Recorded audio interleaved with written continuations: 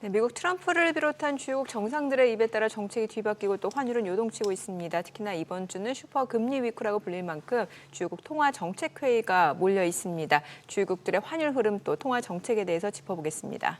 네, 우리은행 WM 솔루션부 이코노미스트이시죠. 최진호 박사 모셨습니다. 어서 오세요. 안녕하십니까. 네.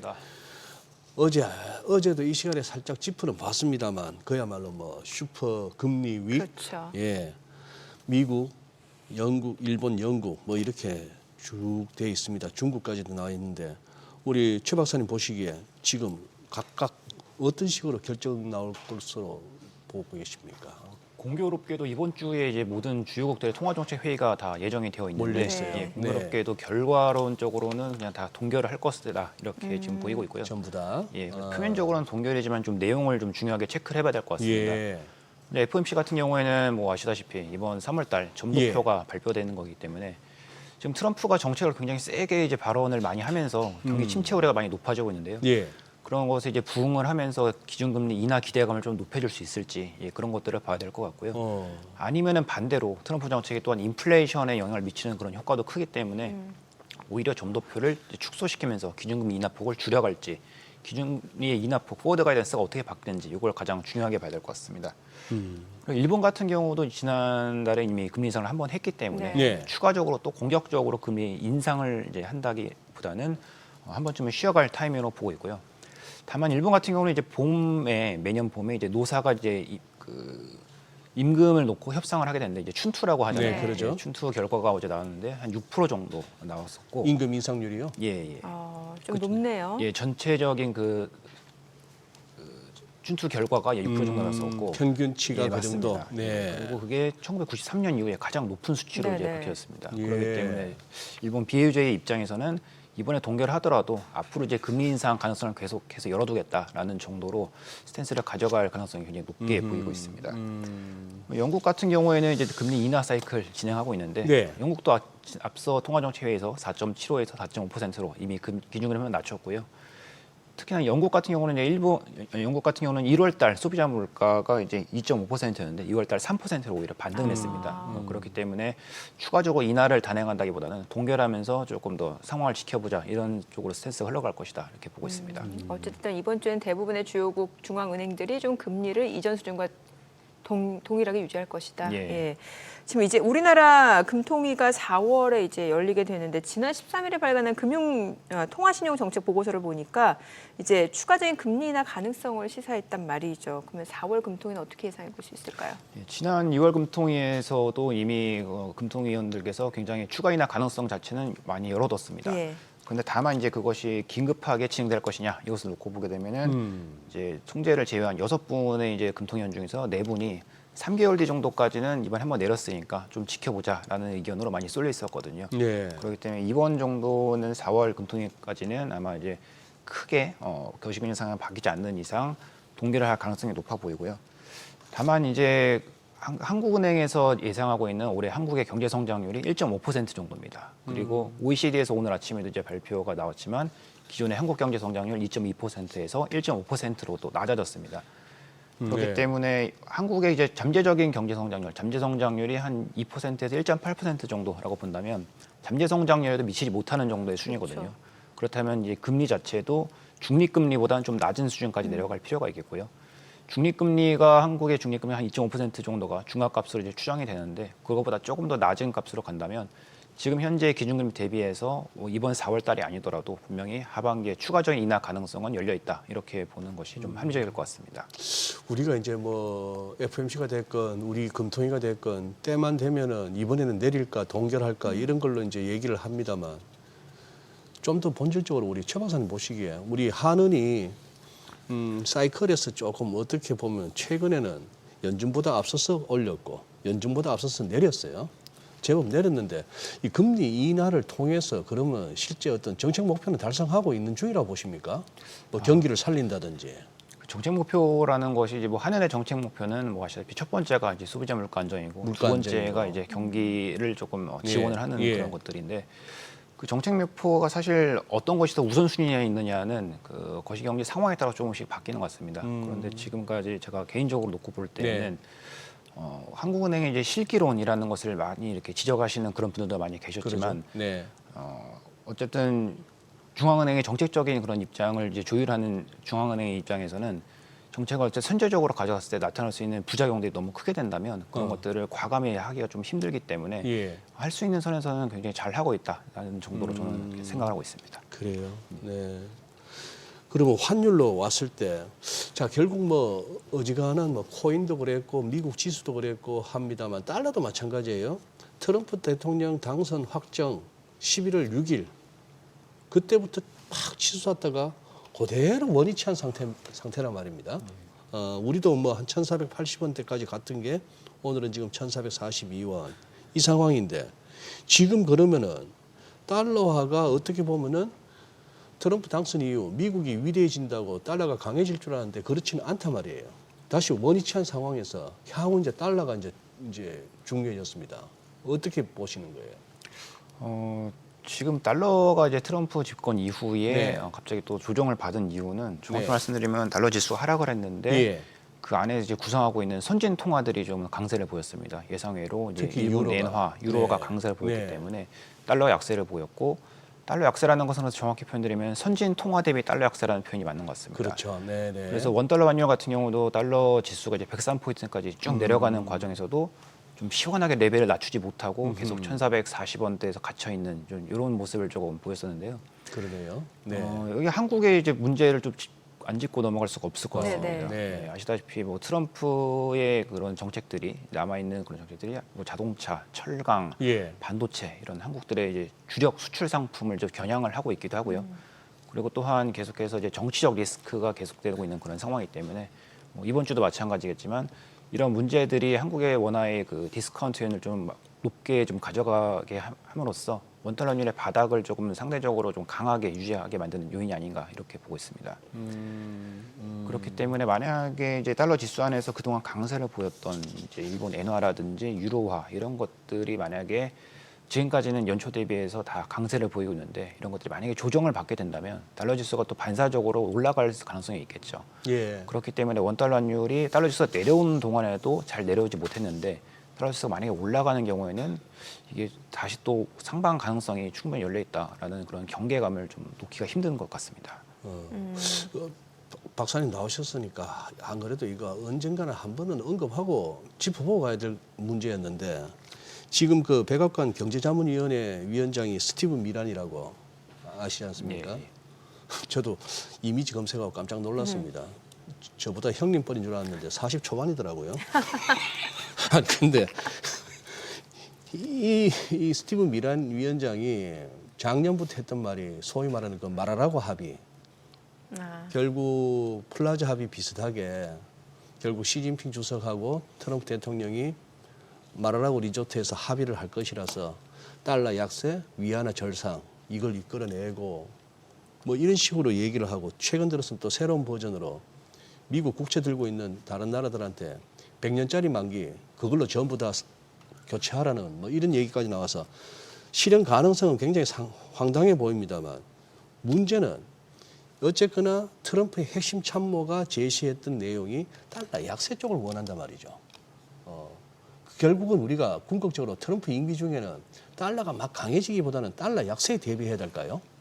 그걸 지금 결과를 먼저 예상을 해놓고 그렇게 전략적으로 판단을 한다기보다는 네. 일단은 트럼프 참모들이 얘기하고 있는 그런 정책들이 실제로 실현 가능성이 있느냐라는 것을 조금 봐야 될 것 같은데 말씀하셨던 그런 달러 약세를 인위적으로 유도하는 그런 것들 보시게 되면은 지금 달러라고 하는 그런 통화는 이제 미국의 통화이자 전 세계의 기축 통화인데 네네. 전 세계 기축 통화가 약해지는 것을 과연 어느 국가의 대통령, 어느 국가의 그 재무장관이 그걸 원할까라는 걸 생각해 보면 쉽지 않을 것 같습니다. 그리고 또한 인위적으로 달러 가치를 낮추게 되면 그 국가의 즉 채권을 들고 있는 국가들의 자산 가치 문제도 또 발생하게 그러네요. 되죠. 그렇기 네. 때문에 인위적으로 이제 달러의 가치를 이제 목표를 정해놓고 정책을 조율한다라기보다는 정책들의 이제 조율해 나가는 정책들이 시행해 나가는 그러한 과정들이 결과론적으로 나타나는 것이 그 달러 가치로 결과로 반영이 된다라는 것으로 나타낼 것 같고요.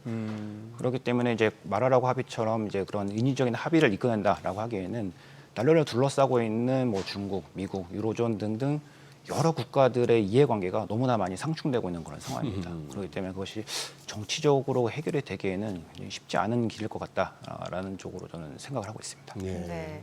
물가 상황 좀 여쭤볼게요. 우리나라 물가요. 지금 지금 달러 약세 흐름인데 사실 원화 가치도 많이 떨어졌기 때문에 이렇게 되면 우리나라 이제 수입 물가 부담도 있을 수밖에 없는 상황이고 이게 물가 상승이 쉽게 잡히지 않을 것 같은데 지금 물가 상황은 어떻다라고 판단되세요?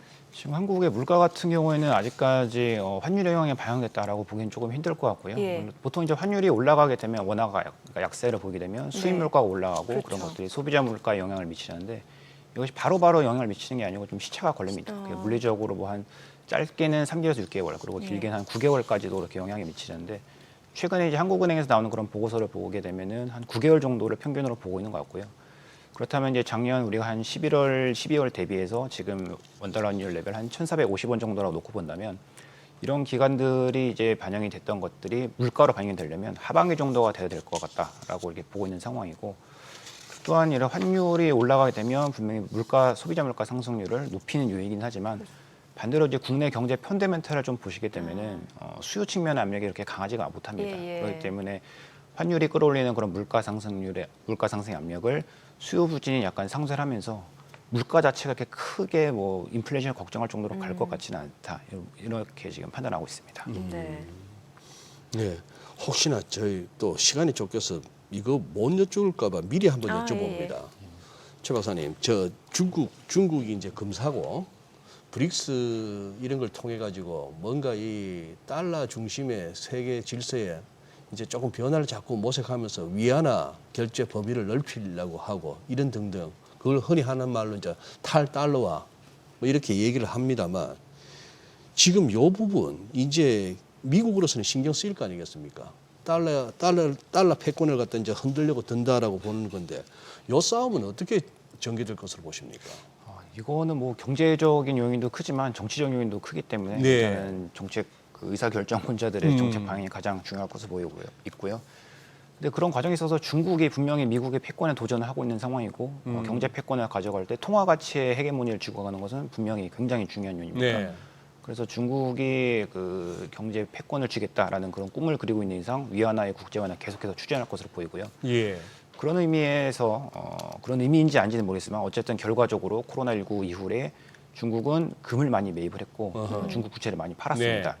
네. 미국 국채를 많이 부채를 팔았습니다. 많이 팔았. 예. 네. 그렇다면 이제 미국 국채가 좀 타격을 받았어야 했는데 그랬느냐라는 걸 놓고 보면 또 그렇지는 않았거든요. 중국이 파는 국채들을 이제 서구 국가들 유럽이라든지 캐나다라든지 뭐 유럽 같은 국가에서 많이 사갔습니다. 예. 그렇기 때문에 오히려 미국 국채에서 외국인 차지하는 비중은 중국이 많이 줄었지만 다른 이제 국가들이 그 수요를 다 받아주면서 전체적으로는 뭐 한 33% 정도로 크게 이렇게 변화가 없는 수준입니다. 그렇기 때문에 중국이 굉장히 도전을 세게 하고 있지만 미국의 입장에서는 그것이 아직까지 뭐 크리티컬한 그런 심형상으로 다가오지는 않는 것 같은 이제 그런 입장이고요. 그런 것과 맞물려서 이제 중국 위안화의 국제화 이런 것들을 한번 보시게 되면은 국제 이제 결제 비중에서 보게 되면은 중국 위안화가 차지하는 비중은 약 한 5% 정도로 굉장히 낮은 수준입니다. 예. 다만 이제 중국을 거래 상대방으로 하고 있는 거래에서는 전체 거래의 한 50% 정도까지 올라갈 정도로 굉장히 높게 이게 차이가 나는데요. 아시다시피 이제 중국이라고 하는 국가는 그 위로부터의 그 정책 목표 하달 이런 것들이 굉장히 일사불란하게 이루어지는 그런 국가이지 않습니까? 네. 그러다 보니까 아무래도 이러한 거버넌스적인 요인들이 작용을 많이 해서 중국의 카운터파트로 껴 있느냐, 껴 있지 않느냐에 따라서 이런 위안화의 거래 비중 자체가 좀 차이가 많이 나는 것 같고요. 예. 그렇기 때문에 중국 위안화가 앞으로 가야 할 길은 굉장히 좀 멀고 긴 길이 될 수 있겠지만은 분명히 중국이 위안화 국제화를 위한 그러한 행보는 장기적으로 계속될 것 같다. 뭐 이렇게 보고 있습니다. 네. 이번에 유로화 좀 여쭤볼게요. 지금 달러 대비 좀 강세를 나타내고 있는데 아무래도 독일 쪽에서 재정 부양 정책 지금 나오고 있고 또 ECB는 기준금리 인하 기조를 이어가고 있다 보니까 지금 유로화가 강세를 나타내고 있는데 이러한 흐름 언제까지 좀 이어진다라고 봐야 될까요? 유로화 강세는 당분간은 좀 지속될 수 있다라고 보고 있고요. 네. 유로화가 강세를 보이는 이유는 미국과 독일의 채권 금리가 많이 스프레드가 줄어졌기 때문이죠. 미국에서는 이제 트럼프가 여러 가지 관세 정책을 막 세게 내놓으면서 경기 침체 우려 때문에 시장 금리가 많이 내려왔고요. 반면에 독일 같은 경우는 이제 방위비 부담 증액, 방위비 증액 부담 그리고 또한 인프라 투자를 둘러싼 대규모 재정 부양 집행 이런 것들 때문에 경기 부양 기대감 때문에 채권 금리가 많이 올라왔습니다. 그러다 보니까 유로화가 당연히 이제 강세로 가기는 했는데요.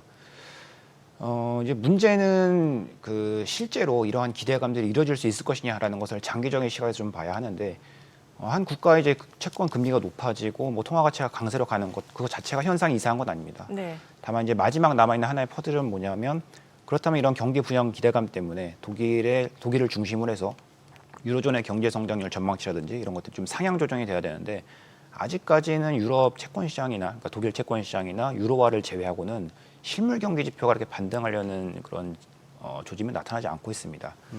그리고 또한 이것이 반등을 한다 하더라도 독일 경기가 분명히 유로존에서 가장 큰 비중을 차지하고 중요한 국가는 맞습니다만 주변국들까지 이게 온기가 다 확산이 되면서 전반적으로 유로존 경기를 다 이끈다라고 하기에는 유럽 경제가 가지고 있는 약간 구조적인 특성 때문에 그런 것도 네. 약간 제한될 수 있다라는 예. 그런 판단이고요. 예. 그래서 유로화가 많이 정상화되고 강세로 지금 가고 있는 상황입니다만은 이것이 뭐 중장기적인 유로화의 이제 회복이냐라고 놓고 볼 때는 아직까지 좀 확인해야 될 상황이 많이 남아 있는 것 같습니다. 뭐 당장 유로화 강세 갔을 때 별로 반갑지 않은 나라들이 떠오르죠. 뭐 이태리나 그리스 같은 데는 관광 산업이 이제 준대. 맞습니다. 그만큼 이제 유로화가 비싸지면은 그렇죠. 좀 그런 건 있겠죠. 어쨌거나 독일하고 무슨 뭐 과거에 그 피그스라고 했던 그 나라들이 똑같은 돈을 쓴다는 자체가 어떻게 보면 참 맞습니다. 통화도 그렇고요. 예. 다소 무리죠. 예. 그러면서도 금리는 또 각자 다른 그러게요. 금리는 서로 금리를 쓰고 다르게 있기 때문에. 적용하면서 통화는 단일 통화. 그러니까 독일의 금리가 이렇게 급등을 해버리게 되면은 예. 상대적으로 펀더먼털의 취약한 아까 말씀하셨던 네네. 픽스 같은 국가들이 그러니까. 독일 금리보다 높을 수밖에 없는데 예. 걔네들은 펀더멘털이 약한데 조달 예. 금리는 훨씬 높아지게 되니까 네. 그런 국가들의 취약성이 좀 부각될 가능성이 있습니다. 아마 우리 최 박사님도 지금 우리 은행 계시고 그러다 보면은 기업들이든 뭐 거액자산가들이든 질문을 많이 받으실 것 같은데 수출업체는 수출업체대로 수입업체는 수입업체대로 수출업체는 혹시나 이거 이러다가 달러 약세갈까 봐 지금 우리 매도 해지해야 될까요? 뭐 수입업체는 또 반대의 경우로 이러다 휙 한번 또 환율 날아가나요? 뭐 주변에서 1,500원, 1,600원 얘기도 하는데 그렇게 이제 조언을 구하면 어떻게 또 말씀하십니까? 항상 이 환율이라는 네. 것은 이게 밸류에이션 툴이 없어서 그런지 주가보다 저는 개인적으로 더 어려운 것 같습니다. 맞아요. 그런데 그럼에도 불구하고 이제 하나 좀 확실한 건 뭐냐면 쏠림이 주식시장보다 훨씬 더 심하다라는 쏠림. 것이고요. 예, 그렇기 때문에 항상 저는 쉽게 말씀드릴 때에는 그냥 지표들이 지표들이 모두 한쪽을 바라보고 누구나 다 이제 달러 강세를 외친다라고 할 때는 좀 경계를 하고 누구나 다 달러 약세를 외친다라고 할 때는 경계를 하자라는 쪽으로 말씀을 드리고 있습니다. 그리고 그러한 상황 안에서 이제 저는 이제 여러 가지 펀더멘털을 봐서 그나마 그래도 합리적인 방향성을 좀 제시를 해드리는 편인데요. 예. 예, 그런 것들을 뭐 고객분들께서 어떻게 받아들이시는지는 또 잘 모르겠습니다. 제일 좋기야 수출업체든 수입업체든 뭐 환 갖고 남길 생각 안 하고 그냥 무조건 해지하고 가세요. 그 마음 편하게. 그리고 본업에 집중하세요 하면 제일 좋긴 좋은데 그러면 너무 무성의해 보이죠. 상담이. 그래요. 네, 오늘 여기까지 듣겠습니다. 내용 잘 들었습니다. 네, 감사합니다. 고맙습니다. 감사합니다.